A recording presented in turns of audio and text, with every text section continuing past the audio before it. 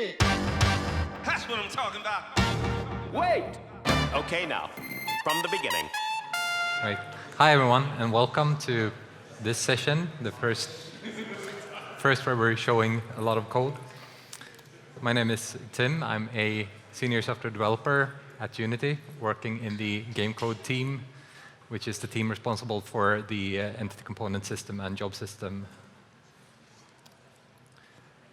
Today, I'm going to go through a lot of stuff about the job system we're shipping in 18.1 and the new NativeContainers system, which we have a preview build out for. So I want to start by just explaining why we're making these new systems. Like, you can make anything in Unity today. Why are we making new systems for it? And the main motivation for starting these were performance. We want to make sure that you have performance by default, meaning there are no big performance pitfalls. If you solve your problem in a straightforward and good way, it should just perform well. There shouldn't be some hidden caveat that it makes it just perform really bad. And we're also trying to make it possible to write really high performance code in Unity, rivaling what you can do anywhere else, and even surpassing it. So the first thing I'm going to go through is the job system. The observation about performance that led us into this, more or less, was that if you look back at the history of performance of CPUs, from the 90s, well, even earlier, up until like the mid-2000s or so, we had this really nice linear increase. Like, single-threaded performance was just getting faster and faster all the time, but then it started dropping off, and instead we got dual-core and then quad-core, and we got more cores instead of faster single-threaded performance. And because of this, it is essential to get good performance on the modern multi-core machines that you're multi-threading your game. And our primary target for this multi-threading is to use all the CPU cores. It's not necessarily to run a lot of long-running asynchronous tasks, even if that should be possible as well, but you typically don't have enough long-running asynchronous tasks in a game that you can fill up the cores. A game tend to have a lot of really small work that is very different from each other. You could still create threads for everything. Creating threads are expensive, so you'd need a thread pool. And even if you do that, you're going to have a lot of threads that want to run at the same time. And when you have that, you have the performance hit of switching these threads in and out. It can be pretty substantial when you're targeting 16 or 33 milliseconds per frame. So context switching is generally too expensive to use in a game. You want to reduce that. One of the more common approaches to solve this problem is to use something called a job system. It is pretty different from the traditional multi-threading you probably read a lot about in school. What you do is you split your entire application or game into a lot of small units of work called jobs. And this maps very well to games, generally. You then have exactly one CPU core, one thread per CPU core, or less, if you want to leave some open for the operating system to use. And these threads, they just grab stuff from this queue and execute them. It's a pretty simple model. You put stuff in the queue, and once they're there, they will start executing. Once they start executing, they will run to completion before they let anything else run. Another very important aspect of a job system is dependencies. If you have a setup like in this picture, you have a job to prepare some data, a couple of jobs to process them, and then some job to gather the results. You can schedule all 4 of these jobs at the same time, provided you set up dependencies between them. If you set up dependencies like in these arrows, the system will make sure that your prepared jobs will not start running until your performed jobs will not start running until the prepared job is done, and the finish will not run until both the jobs performing the operation are done. If you don't set any dependencies between your jobs, you have no guarantee whatsoever about the order. Just because you schedule them in one order, it doesn't mean they will even start executing in that order. It can be completely random because of how CPUs work and how the threading works. So creating a job system like this makes it a lot easier to multi-thread your game and actually use all the CPU cores, but there is one thing it doesn't solve, the remaining big difficulty of multi-threading, and that's race conditions. When I say race condition, what I mean is that your operation, the result of it, it depends on the timing of something else which it has absolutely no control over. The most common thing is it's another thread writing the value you're reading. And race condition in itself, it doesn't have to be a bug, but they very often lead to bugs. And they lead to crashes, they lead to deadlocks, and incorrect behavior. And at the very least, if you're lucky enough not to get one of these and consider multiple outputs correct, they will lead to indeterministic behavior. And like Joe said earlier, we want determinism. If you do get a bug from this, it can be very hard to debug it because it is timing dependent.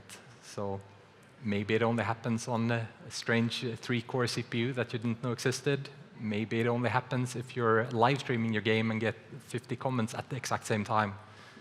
Or maybe it just goes away if you're trying to debug it because your breakpoints and printouts change the timing.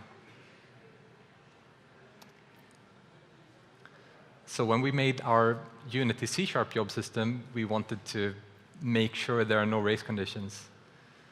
And the way we do this is a job only gets access to a copy of all the data it's supposed to operate on. If no one else can see what it's doing, then no one else can depend on it, and you can't have any race conditions. Then, of course, if no one else can see the results of what you're doing, then why are you even doing anything? So we also support a special kind of buffer which can transfer ownership. So we make sure that only one job can write to this buffer at the same time. You can have multiple jobs reading from the same buffer because that is completely safe, so we support that.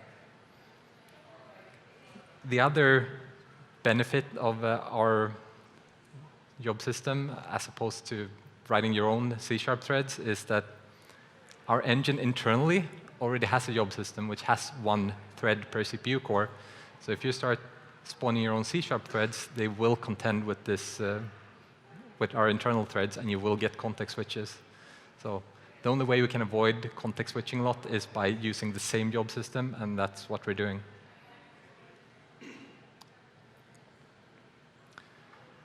This special kind of buffer I was talking about that you can transfer ownership with is something we call a native container. It's an unmanaged allocation, so it's similar to malloc and free in C. There's no garbage collection of it, so you need to handle your memory management manually. Anyone who's ever done that will tell you that it's pretty error-prone. So we have some features to help you with that. We have a dispose sentinel, which it tracks and makes sure that you freed your memory. And if you didn't, you'll get an error at some later point saying, well, this allocation you made on this line in your code, you never freed it. We also have the atomic safety handle, which is what we use to transfer ownership of the buffer. If you schedule a job with a buffer and then try to write it, the atomic safety handle will tell you you're not allowed to do that. It also tracks stuff like using the buffer after free. Most basic type of native container is our native array. It looks like this. You create a native array with new native array of ints in this case. I want 16 of them in the array, and I want to use temporary memory. After that, it works mostly like a regular C# array, but once you're done with it, you have to manually free the memory by calling this dispose function. And I say mostly like a C# array because we don't actually have reference returns yet. We're working on C# 7 support and getting that in, and once that comes, we will have reference returns. But for now, you can't operate directly on the indexer. If you try to do something like this, increment index 0 of the array, that is the exact same thing as just reading a copy of that value and incrementing the copy, which obviously won't update the array. This also applies if you have structs in these arrays. You can't you can't access a member of a struct. You can't do array index 0 dot my member equals something, because that will also make a copy and update the copy.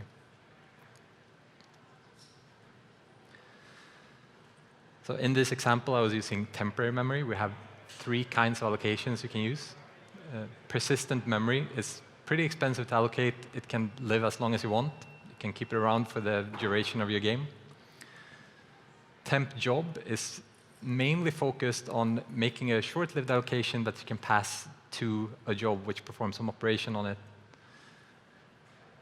And you have to dispose it within 4 frames, or you will get a warning. Temp memory is the cheapest allocation you can make. It's very cheap to make, but you have to dispose it before you return from your function back to native. So it's very short lifetime, but very cheap.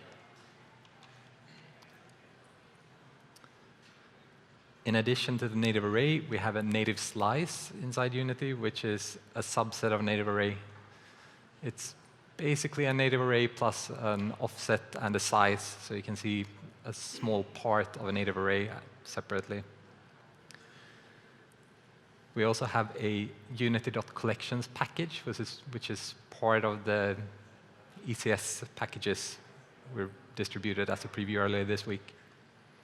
This one contains native list, which is a resizable native array, native hash map, which maps a key to a value, so kind of like a dictionary, native multi-hash map, which is very similar to a native hash map, but you have multiple values for every key. Native queue is just a regular FIFO queue. And then finally, we have concurrent versions of the hash maps and the queue, which means you can actually write to these from multiple threads at the same time in a safe way. So we hope and think that these will solve most use cases, but we know they won't solve all of them, so it's also possible to write your own native containers. And in fact, this entire Unity collections package is written entirely in C#, and you could just grab those C# files and drop them into your project, and it would work. So there's nothing magical about these packages. It's just one implementation of them, and you can make your own if you want.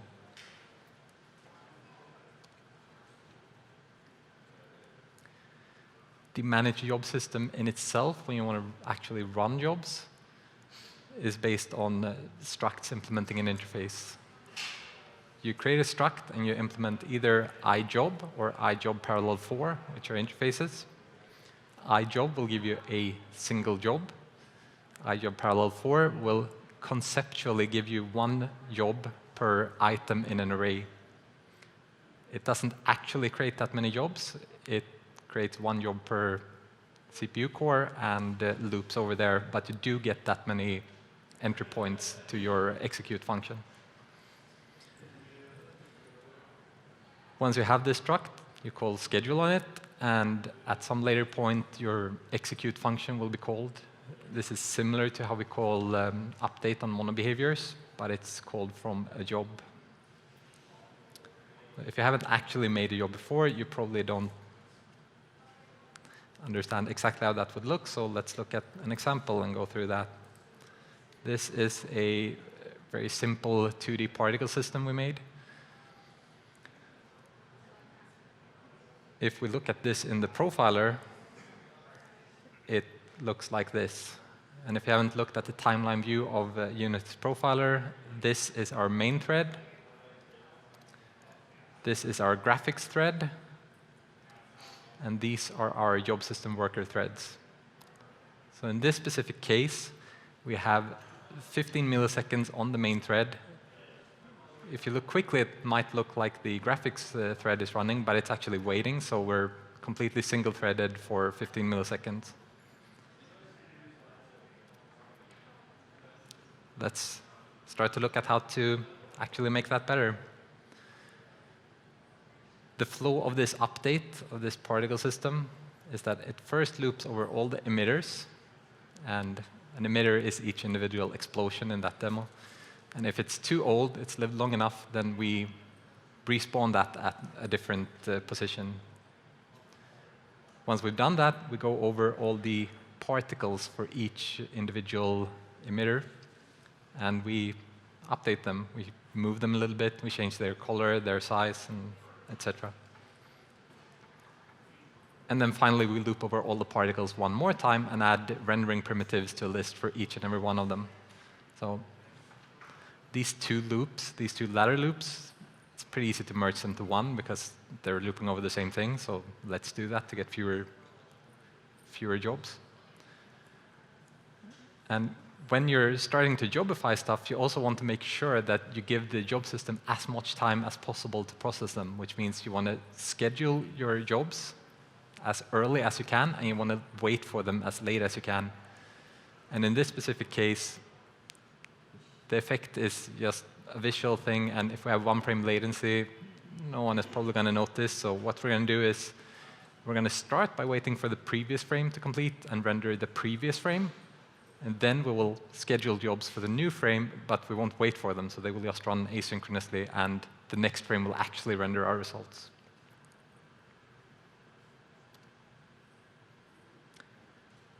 So the particle job, which updates the particles, it's an iJob parallel 4 because we have multiple particles, and we want to update them in parallel to each other. A job cannot access static members, so we want to pass the delta time into the job. We can't access time.delta time from within the job. And then we have the native arrays, which we are going to operate on. We want the particles because that's what we're going to update. And we want the lines because line is the rendering primitive in this case. So this is the list of rendering primitives which we will actually render. And the reason it's lines is mostly because of where this demo comes from. It was a small game based on line rendering, so we just reuse that render.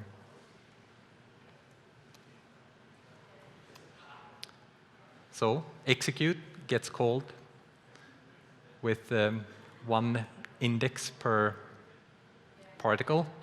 And this index is the item you are supposed to operate on. So that's what you want to index all your arrays with.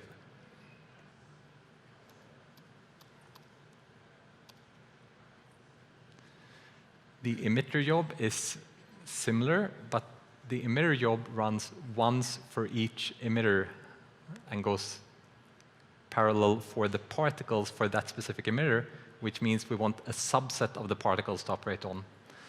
And this subset are the particles that are actually owned by this specific emitter. We also need random values to initialize our new particles. And again, random range is static. We can't really execute that. So instead, we do a little bit of a workaround, and we pass in a big array of random numbers. And then we index into this array and read random numbers from it. And since we're not writing any random numbers, this is marked as read-only. And you always want to make sure you get this read-only parameter in there to reduce what permission you actually need. After that, we just execute and create our new particles. So scheduling of the jobs, like we said, the very first thing we do is we wait for the previous frame to complete. We do that by calling complete on our job handle from the previous frame.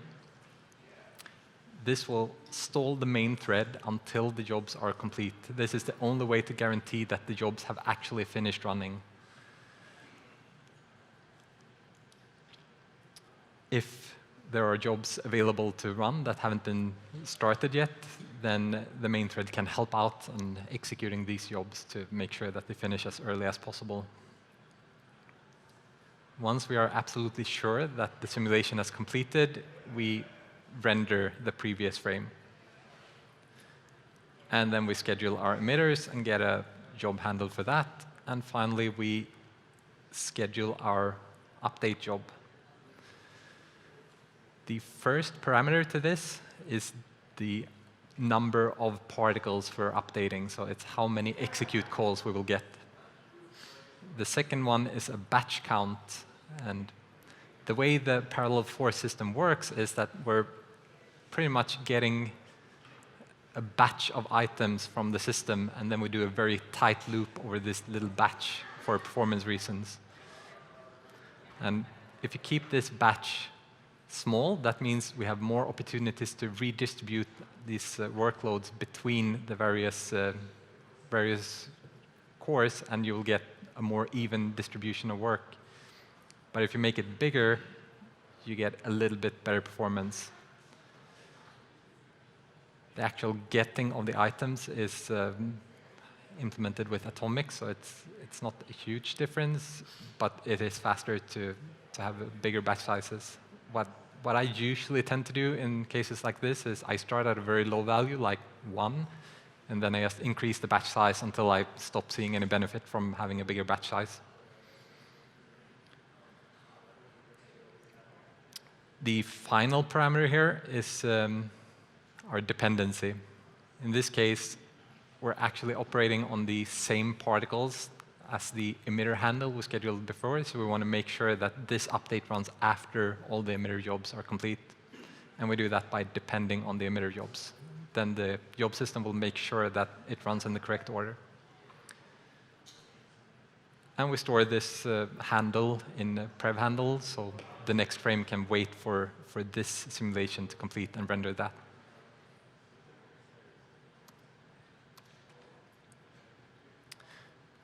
If we look at the profiler for that, it looks a lot better. We have almost nothing on the main thread. All it does is schedule a bunch of jobs which go wide and run asynchronously, and no one on the main thread is really waiting for them. So the main thread could fit a lot of work in here.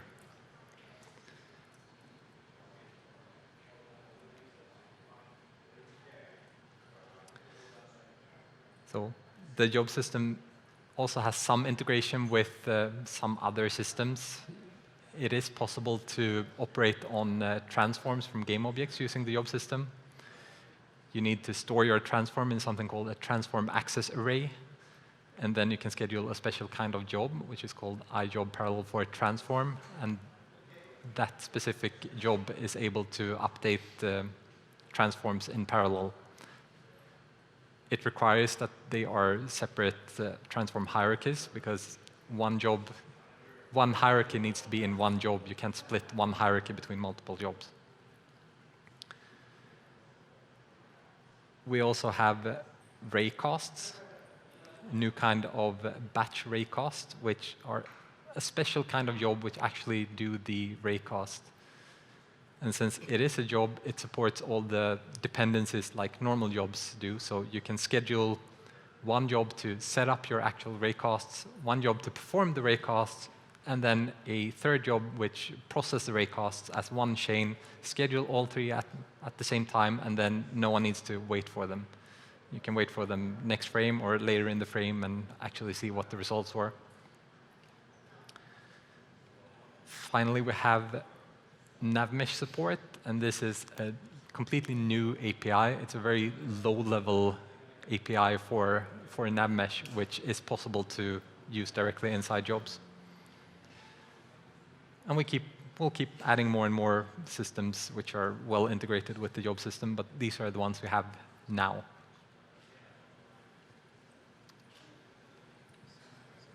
And then the second observation about performance. If you look at the disassembly for what C# spits out, you can pretty easily see that it doesn't always generate the most optimal machine code you could. But in our case, we don't really run all of C#. Inside the jobs, we have a small subset of C#. You can't use manage objects, and thus we know there is no garbage collection going on and some other things. We also know more about the aliasing. So to take advantage of this fact that we have a subset, we have our own little compiler called Burst, which can optimize this specific subset really well. And there's a talk later today on how we go from C# to machine code. If we run this compiler on the particle job from before, it will go from about 2.29 to 0.43, which is 5-6x speed up in this specific case.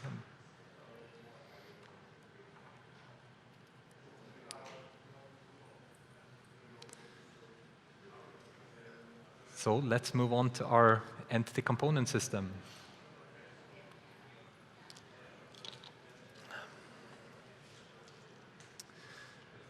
Like the name implies, an entity component system has 3 parts to it.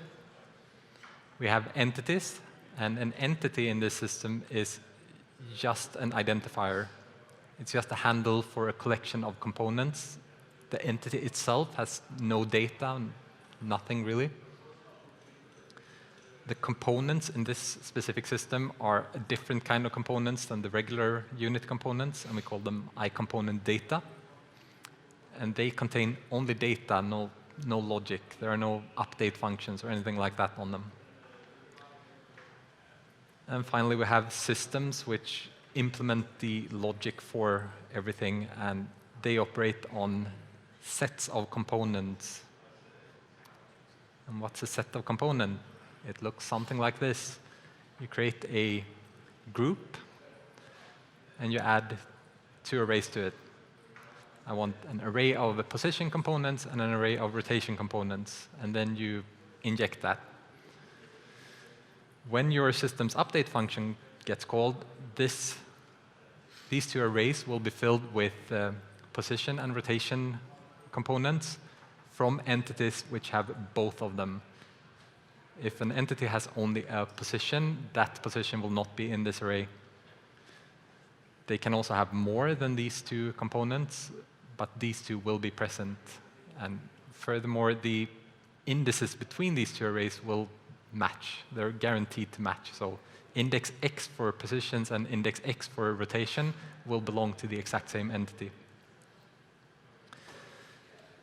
There are also some additional features to this. You can do subtractive injection saying, well, it can't have a mesh, for example, in this. And you can have multiple of these groups in the same system, which are then completely distinct sets. They have no overlap between each other. They're completely separate if you have multiple. So let's start moving our particle system into ECS. The first thing we need is a system that tracks the emitters and recreates them. So we're going to have a small little entity keeping track of which emitters are active. And this is how you implement a data component. You make a struct, and you implement the interface for iComponent data. And for this specific component, we want to keep track of how long does it have to live, and what actual emitter is this mapped to. Because what we're going to do with this is we're going to keep a separate list of active emitters. It's similar to keeping the list in the system, but we're moving that state out of the system into the components instead.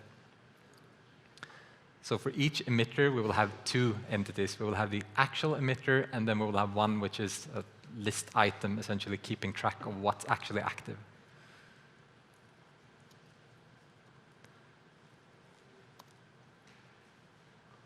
The system operating on this looks like this. It's a class, and it extends component system. Normally, a component system will not update if it has no data to operate on, but this is spawning new things, so we want to make sure it always updates by adding this attribute. We inject all the active emitter components which were created before, and we also want to know which entity is actually owning this specific component, and we do that by also injecting an entity array inside this little group. And finally, we have a create function where we load a prefab to a GameObject. And that prefab just looks like this. It has the emitter component, which sets up all the values for what our small little explosions will actually look like. So we can easily iterate on the look of our explosions.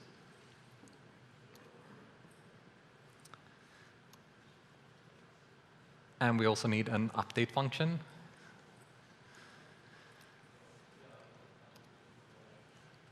Almost all update functions for systems will loop over the injections, the data streams of components, and that's what we do here as well. We loop over all of them, and we check which ones are too old, and we destroy those. But since we're looping over entities, we can't destroy entities while doing that, and there are more convenient ways of doing this, but just to keep it simple for now, I create a queue. And instead of destroying them directly, I just put them in the queue and say, well, let's destroy these later, once we're not looping over entities anymore.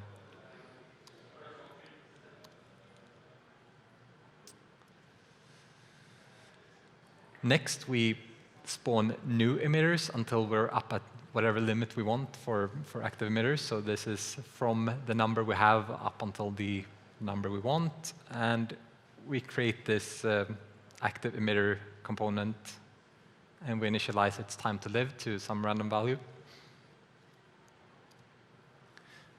Next, we instantiate the actual emitter, which will start emitting particles. And we do that using the explosion prefab. When we do this, it will take the component data members of the game object, but not the regular components like transform and mono behaviors and such. So it will only create an entity with the data components on them.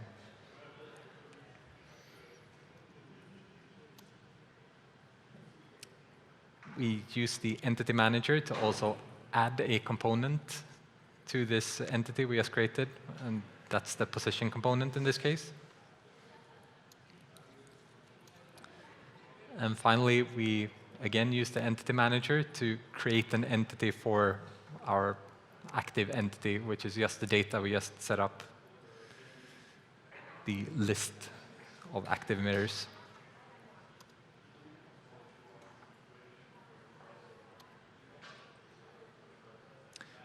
And then finally, we need to go through our queue and actually use the entity manager to destroy these entities, which we queued up for destruction. And importantly, don't forget to dispose your queue, because that's a native container and it needs to be disposed. So now we have all the emitters created. The next step is to look at what the emitters actually look like. And we're going to use a small system to process our emitters. That's the ParticleEmitter System. And what it does is it actually creates new entities for each and every particle. So every particle in that demo would be its own unique entity. And there's really no performance hit of creating and destroying that many entities. It works fine. For our particles, we have a lot of systems cooperating to actually perform the simulation. So we have an age system and a move system, which have no dependencies between each other, so they can run at the same time, and it doesn't really matter which order. Next, we have systems for updating the size and color of the system, and also remove all the particles which are too old. And all three of these need the age to be updated, so they need to run after the age system. And finally, we have a system which renders them, and that needs to run after everything else. And all these systems which cooperate to update the particles, they are in one group. So we need to create a group for them so other systems can depend on the entire particle update and not all of the individual small systems that makes it up. For this to work, we need a lot of components. You always want to split up so you have small components. So for the emitter, we have the actual particle emitter component, and then we have position and rotation, because position and rotation are shared between many different entities. For particles, we have the particle component, and then position and rotation. But we also split out the velocity from the particle and the age from the particle, because like we saw previously, age and move systems have no dependencies. Well, the reason they have no dependencies is because we moved out the stuff they are working on. We moved out the velocity and the age. If we didn't do that, they would have a dependency, and they would not be possible to run at the same time. So splitting your data allows more parallelism. finally, we have a couple of optional particles. Color and size can be added, and if they are added, the systems to animate the color and the size will run. Otherwise, those systems will just not run.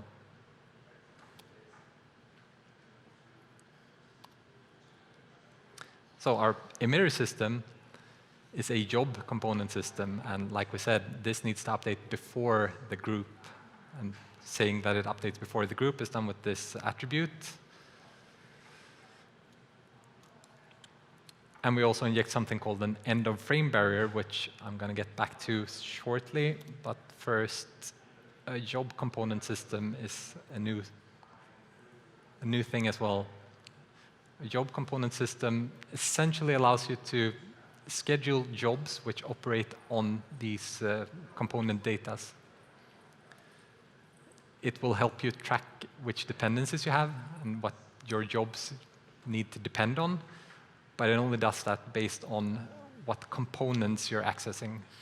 If you start adding a global native array to your jobs, then you have no tracking of that, and you need to manually track those dependencies, which we've run into a couple of times, is very error-prone. So if possible, place your data in components. If you absolutely cannot place them in a component because they're managed objects or something, then we've done a couple of times. What we've done a couple of times is we add empty components which are there just for tracking. So if you want to access the global native array, then you need to also inject the global native array access component just for the sake of tracking.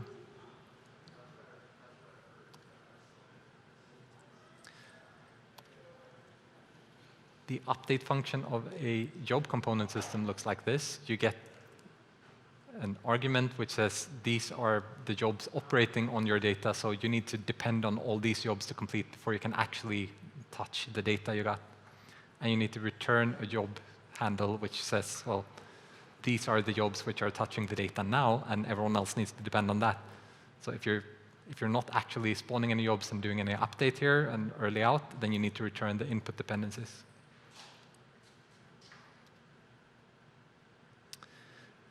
We spawn a bunch of jobs, and to these jobs, we want to pass something called a command buffer. And a command buffer is something that records commands on entities like creation, adding stuff. But it won't actually update the entities immediately. It will do that when it hits the barrier, and that's the barrier we injected before, the end-of-frame barrier. So everything we record in this command buffer will happen at the end of the frame instead of right now. Since we're spawning multiple jobs here, but we can only return one handle, we need to combine these dependencies to a single job handle, and we do that with combined dependencies.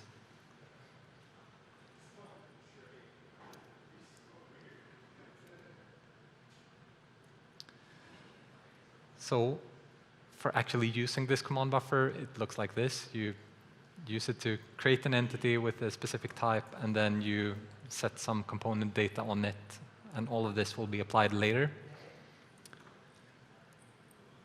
And it will look something like this in the profiler. This is much more zoomed in than a previous screenshot, so it's not actually a lot slower. All the commands are applied here, and that's where we actually create and destroy entities.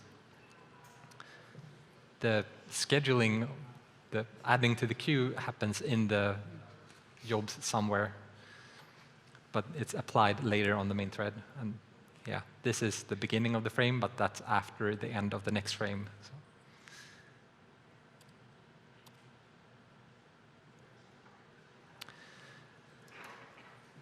The final example I want to go through is the move system, which works a little bit differently. First, let's just say this is how you create a group, which we need for the move system because it's part of our particle update group. And then we tell the move system that it needs to update in this group.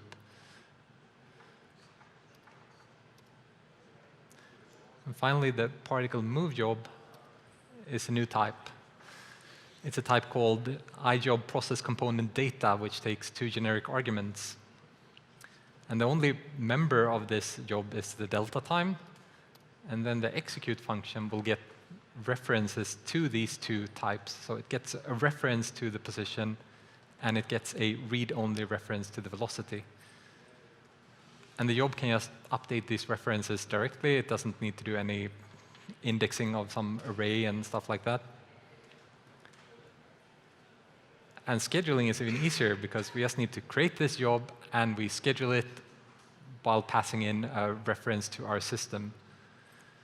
And this will actually create all those injection structs and all that under the hood for you, so you don't need to type the same struct twice, once for injecting it and once for running a job on it. You just need to write it once and then schedule like this.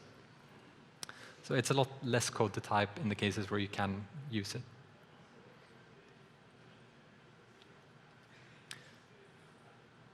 So using the entity component system makes it easier to write jobified code, but that's not the only thing it's good for. If you've ever been to any talk on performance, you probably heard a lot of talk about L2 cache misses. The reason for that is pretty simple. Memory is really slow. Cache is a lot faster. If the green box here represents a register and yellow L2 cache and red memory, then accessing a register is instant, cache is pretty fast, and memory takes a while to get there. The good news, though, is that accessing an int in memory, it doesn't actually just load that int from memory. It loads a full cache line, which on x86 is 64 bytes. So as long as you access everything in that cache line, you will share the cost of this memory access between many accesses. And it also does something called prefetching. So when you start reading from memory, it will pull that cache line in. As you're accessing it, it will start pulling the next cache line in because you're probably going to need it. So by the time you actually access the next cache line, it's already there. All of this depends on that you're accessing all the memory tightly packed and doing it from the beginning to the end, though. If you start doing random accesses, then none of this helps you. So to take advantage of that, we split our memory layout for the entity component system.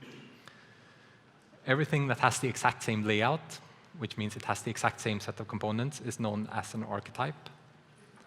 Everything that has a position, a rotation, and only those two is one archetype. If it has a position and a mesh, that's a completely separate archetype.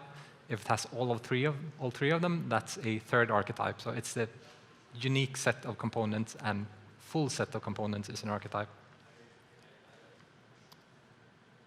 Inside these archetypes, we create these blocks of memory where we actually store the data. Each archetype has a set of these memory blocks which stores data. And when we loop through this, if you loop from the beginning to the end, the layout inside these blocks is such that your first set of indices will map directly to the first block of the first archetype, and you will do a completely linear access of the memory in that block. Once you reach the end, you'll jump to the next block of that archetype and do a completely linear access of that memory. And finally, you will jump to the next archetype and do the same thing all over. So piecewise, your memory access pattern will be optimal, but then you will have some jumps in between. And not all the systems access the same data, so it's hard to make it better than that. But it's as close to optimal as you can get.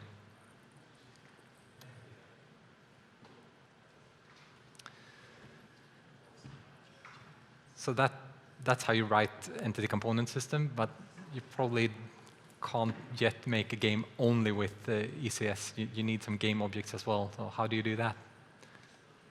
Fortunately, we have support for that. On your game objects, you can add this game object entity component, which will make it visible to ECS, and the ECS systems can just operate on game objects as well. So if you have an existing project, this means you can just identify something really expensive and move that into ECS to get the better memory layout, and you can jobify it and do cool things with it to get the first performance benefit there. if you're making a new project, you could do the exact opposite. You could start with just having ECS for everything, but then you're probably going to find a few things where you still need GameObjects for now, like physics and animation. I've heard people like to use those in games. And we have another talk later today going in more into detail on how you should design your systems and your components to really take advantage of all this stuff, which you should also go look at if you're interested. And that's it. If there are any questions, there are microphones in the room floating around.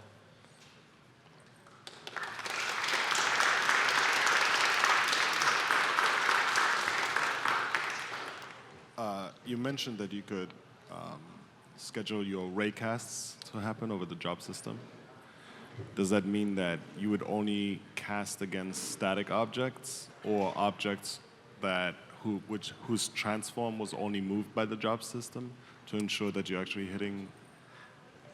No, the rest moves on fixed update then, right?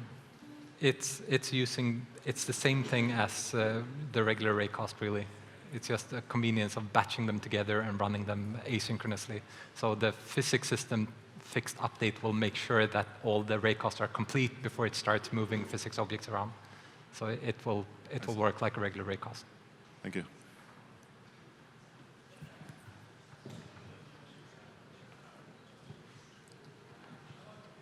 Is there going to be a comparable or compatible semantic for asynchronous but I/O-bound jobs? We don't have anything right now. It's definitely worth investigating because I/O jobs are different.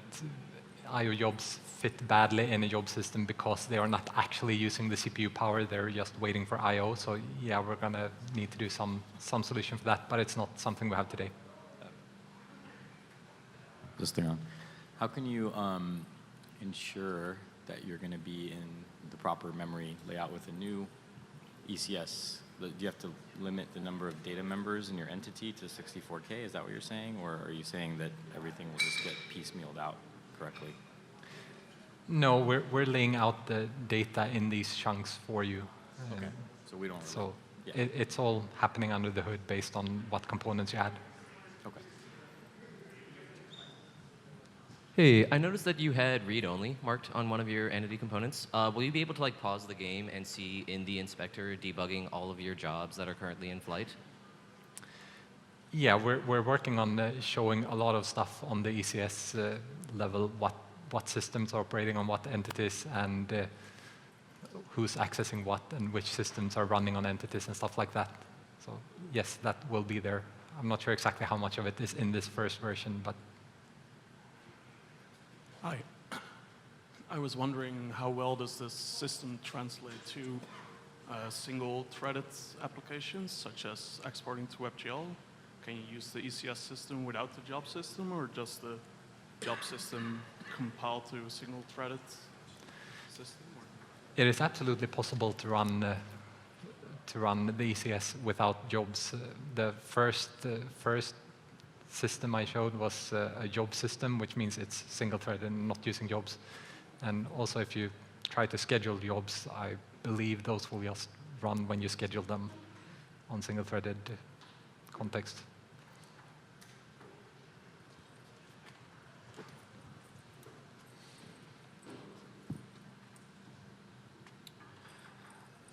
Is your new job system and ECS system used in Unity already, and how many companies are already using it in real projects? We are making some demos with it, but we're not making games at Unity. We make the engine. So we have a group of people who got early access to it and have been doing demos and started using it already.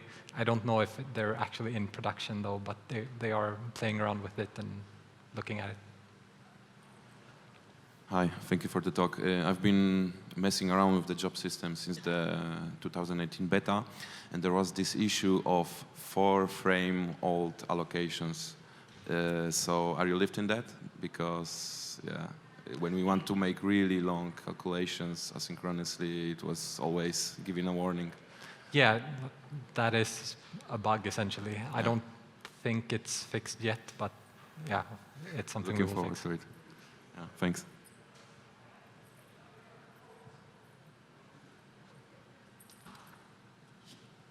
Hi, for the entity component system, do you know if the plan is to make that the main way that all game code in Unity is written, or is it meant to be as a tool that can be used for more job-related things and multiprocessor-related things? So we definitely want to make sure that you can write your entire game in ECS. If that means what that means for GameObjects, I don't know. If people are using them, then like, they won't just disappear.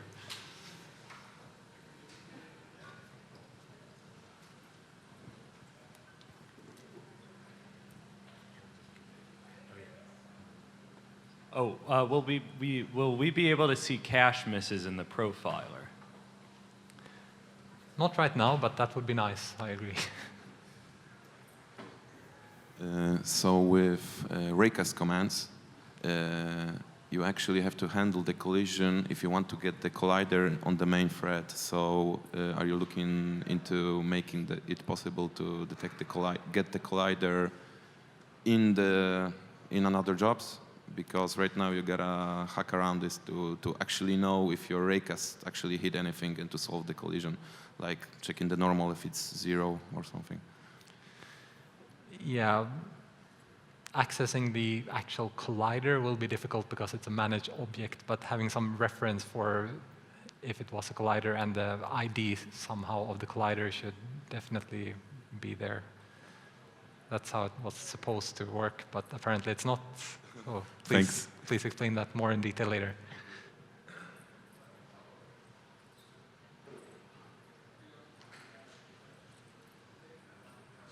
All right.